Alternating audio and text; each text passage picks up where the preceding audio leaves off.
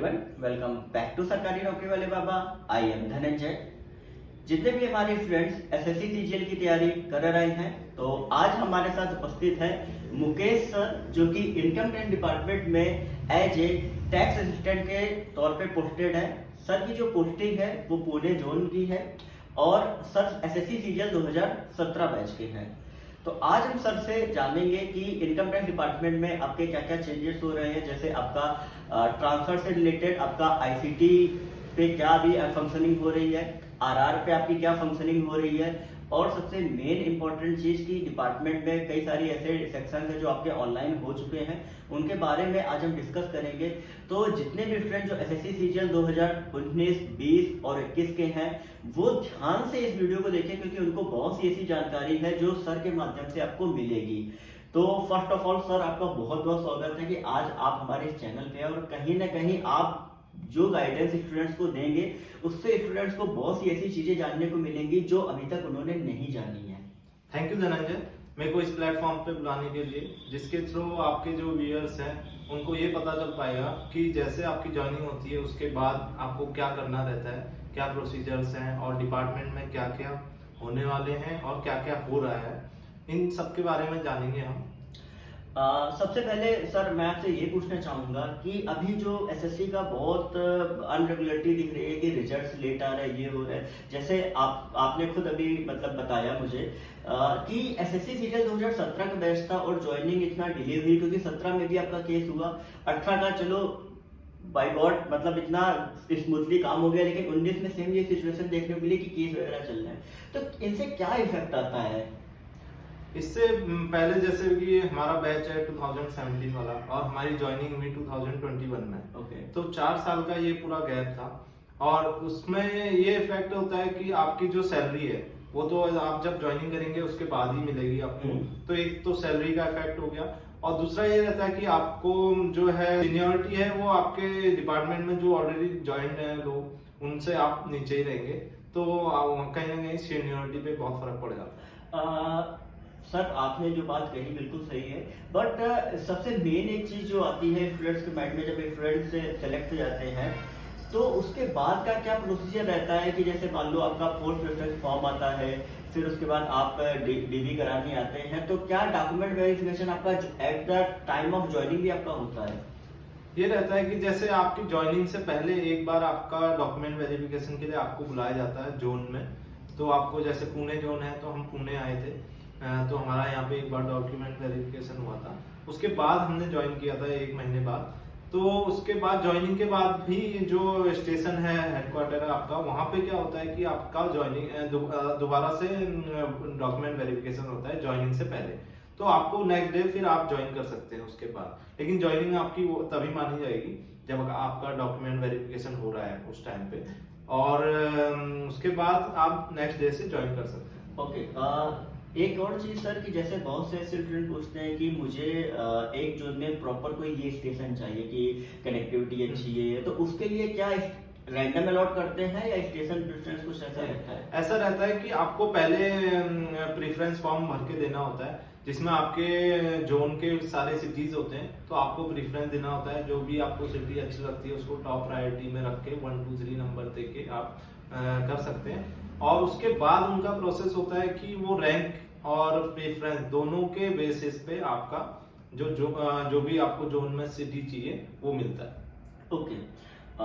Sir सबसे mainly जो important चीज है और हर स्टूडेंट्स के माइंड में वो आती है कि सैलरी, जो कि बहुत ही ये जो बात है, क्योंकि लोग ऐसा कहते हैं कि जैसे ही आप ज्वाइन करोगे उसके बाद नेक्स्ट मंथ से आपकी सैलरी चालू हो जाएगी। तो एक्चुअल प्रोसीजर क्या रहता है? सैलरी अकाउंट आपको कहाँ खुलाना पड़ता है, क्या क्या चीजें रहती हैं? जी, तो जैसे आपने ज्वाइन किया, नेक्स्ट डे आपको डीडीओ में जाना है, जो डिस्बर्सिंग एंड ड्राइंग ऑफिस है, वो वहां पे आपको जाना है। वहां पे आपका जो है प्रान कार्ड के लिए अप्लाई होगा ऑनलाइन। तो उसके बाद जो है आपकी ज्वाइनिंग अथॉरिटी पे फिक्सेशन आपका बना के डीडीओ को दे देती है। उसके बाद आपका अकाउंट होगा वहां पे ओपन। उसके बाद आपको पीएफएमएस पे अकाउंट ओपन करना होता है ऑनलाइन, वो सब ऑनलाइन प्रोसीजर है। उसके बाद आपका जो है नेक्स्ट मंथ से रेगुलर मंथली सैलरी आना स्टार्ट हो जाएगा। लेकिन ध्यान ये रखना है कि आपको डीडीओ जाना ही जाना है नेक्स्ट डे, नहीं तो आप नेक्स्ट मंथ से आप एक्सपेक्ट कर रहे हैं सैलरी और नहीं आएगी तो फिर आपको अच्छा नहीं लगेगा। यस सर, जो आपने अभी पे फिक्सेशन एक वर्ड यूज किया, तो पे फिक्सेशन क्या होता है? पे फिक्सेशन ये होता है कि जैसे आपकी जो ज्वाइनिंग अथॉरिटी है वो आपका जो भी ग्रेड पे आपका सिलेक्शन हुआ है तो उस ग्रेड पे का जो भी आपका बेसिक सैलरी है वो बना के देती है, अपना साइन करके वो आपके डीडीओ को देती है। उसके बाद ही डीडीओ आगे प्रोसेस कर सकता है। ओके, ये तो बात हो गई सैलरी की। अब नेक्स्ट हम बात करते हैं कि जब कोई भी एज ए टीए ज्वाइन करता है तो उसके बाद अगर डिपार्टमेंटल एग्जाम आपके कैसे क्या रहते हैं?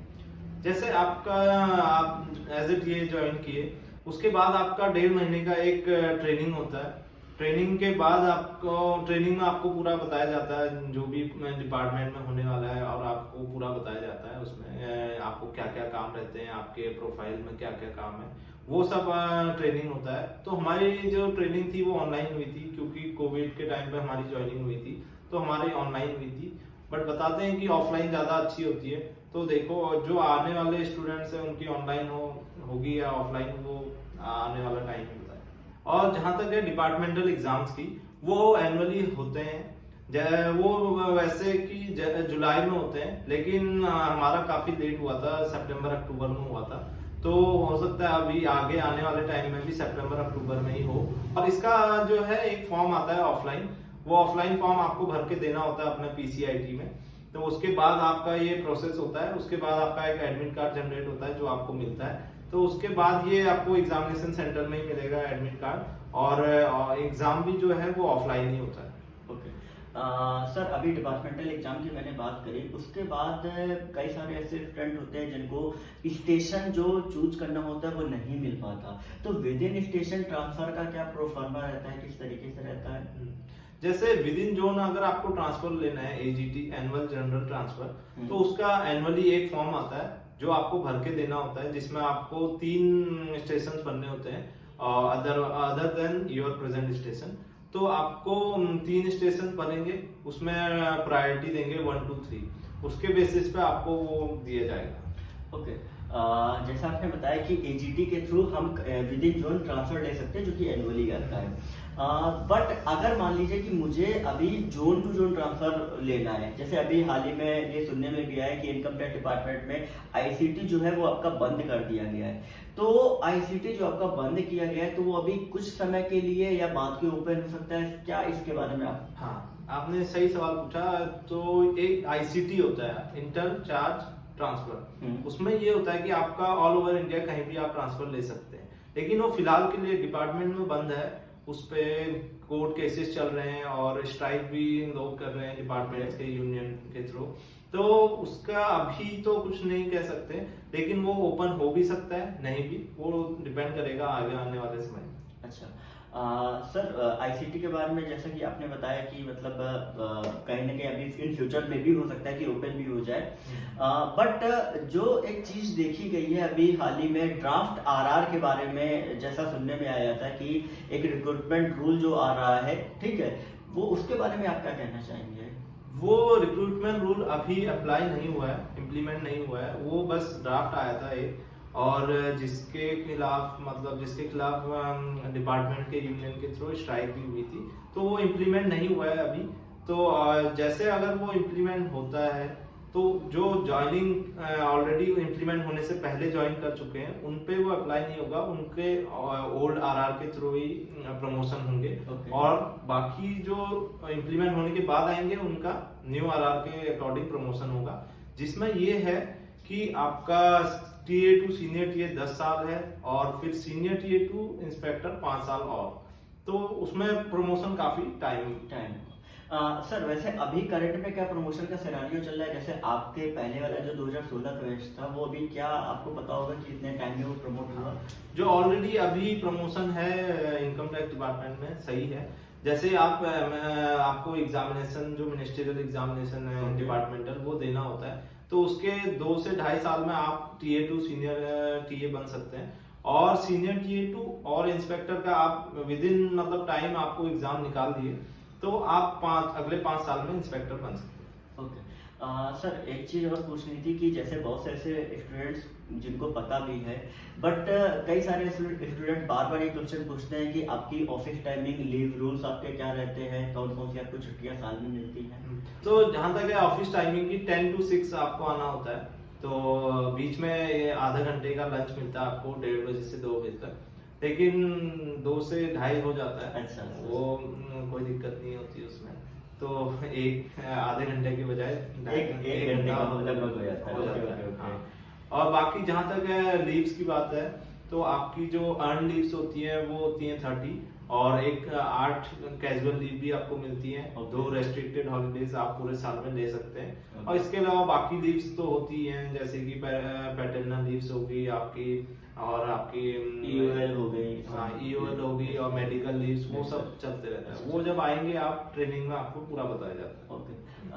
सर सबसे मेन एक और चीज़ कि जैसे मान लीजिए कि बहुत से ऐसे स्टूडेंट्स हैं जो एक सिविल सर्विसेज की तैयारी कर रहे होते हैं, तो उनको लगता है कि पहले कोई एक प्लेटफॉर्म मिल जाए जिसके बेस पे हम तैयारी वगैरह कर सके। तो क्या ऐसा इस डिपार्टमेंट में, इनकम टैक्स डिपार्टमेंट में, कि आप यहाँ पे तैयारी कर सकते हैं जॉब में रह के, कि मतलब नहीं कर सकते? वो डिपेंड करता है आपका कौन से स्टेशन में आपका पोस्टिंग हुआ है, और उसके बाद आपका कौन से सेक्शन में पोस्टिंग हुआ है। काफी सेक्शंस इनकम टैक्स डिपार्टमेंट में ऐसे हैं जहाँ पे बहुत काम है, आपको सुबह से शाम तक काम करना पड़ता है, और ऐसा कभी कभार ऐसा होता है कि आपको लेट नाइट तक भी रुकना पड़ सकता है। तो वो आपके पूरा मतलब सेक्शन और पोस्टिंग कौन सी सिटी में है उस पर डिपेंड करता है। और उसके अलावा आपको पूरा टाइम मिलता है इनकम टैक्स डिपार्टमेंट में।